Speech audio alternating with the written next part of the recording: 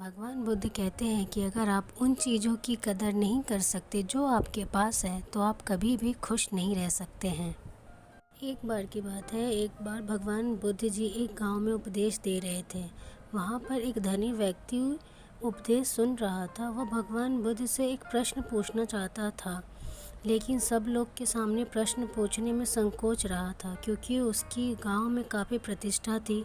प्रश्न ऐसा था कि उसकी प्रतिष्ठा दांव पर लग जाती। देश खत्म होने के बाद जब सब लोग चले गए तब उसने बुद्ध के सामने हाथ जोड़कर प्रश्न पूछा, प्रभु मेरे पास सब कुछ है, धन दौलत प्रतिष्ठा, किसी भी चीज़ की कोई कमी नहीं, लेकिन मैं खुश नहीं हूँ। खुश रहने का राज क्या?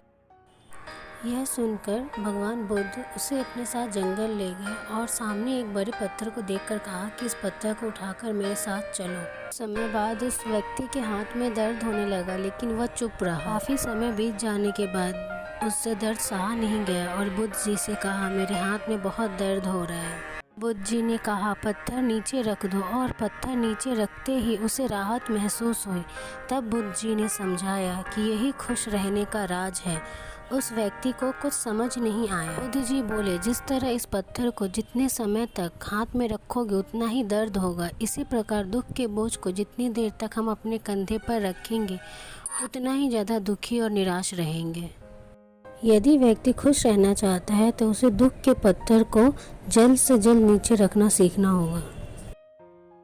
सब्सक्राइब करें हमारे चैनल को ऐसे ही नई नई कहानियों के लिए।